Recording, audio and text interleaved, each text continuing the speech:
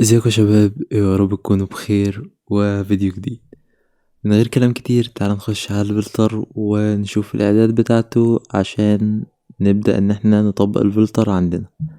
اول حاجة تعال نروح على اللايت. اول واحدة عملت الاكسبوجر -30/100 وعملت الكونتراست 70 وعملت الهايلايت -40 والشادو 45 والوايت -70 والبلاك عامله 20. تعال نشوف الفلتر قبل وبعد الأول عشان نقدر نحكم على الصورة والتطبيق على الفلتر كويس ولا لأ. دي قبل، تمام، دي بعد. الفلتر بيعمل 3 حاجات، تمام. أول حاجة بيغمق الصورة، تاني حاجة بيشيل كل الألوان ما عدا ألوان معينة اللي هي الألوان الحرارة اللي هي الأحمر والبرتقاني والأصفر. غير كده بقى تلاقي الأخضر مفيش، اللبني مفيش، الأزرق مفيش، الألوان كلها مفيش يعني، تمام. معنى إن مفيش إن أنا بقول إيه، شفت السلايدر التاني اللي هو الساتوريشن، نشوف لو ما تعليه كده بيظهر اللون الأزرق يعني اللي موجود في الصورة، يعني مش بيخفيه. لو انت شيلته كده هيشيل اللون الأزرق خالص. وعلى فكرة أنا شايف إن هو جامد كده، فاهم، بس أنا حابب إن أنا أعمله كده أكتر. أنا بحب المود اللي هو الدارك شوية، فبراحتك يعني، شوف اللي يناسبك ايه. وتعالى بقى نروح على color وأوريهولك بسرعة عشان وقت الفيديو.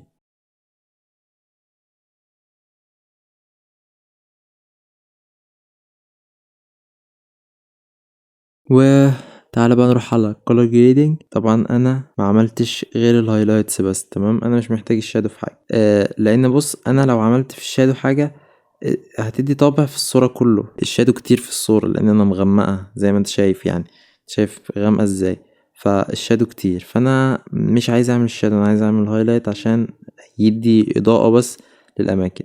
بص انت عندك اوبشنين، انا عاملها كده اللي هو الهيو 220 والساتوريشن 10.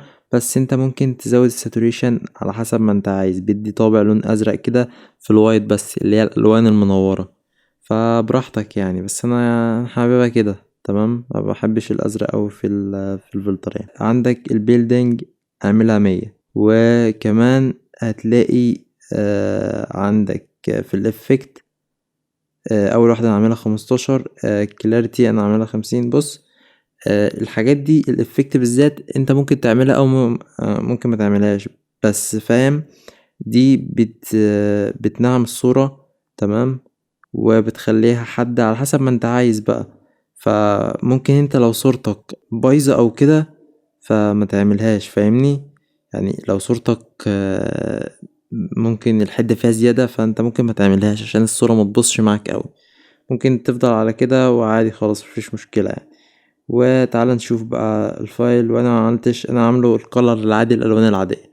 وبس كده يعتبر الفلتر خلص ما عدا الكيرف بس. وهنا انا ما عملتش الكيرف الابيض، اقرب لك كده عشان تشوفه. وبس كده الفيديو يكون خلص. متنساش بقى اللايك وسبسكرايب عشان تشجعني ان انا انزل فيديوهات الفتره الجايه. والباسورد 3000. وبس كده، اشوفك بقى في فيديو جديد. سلام.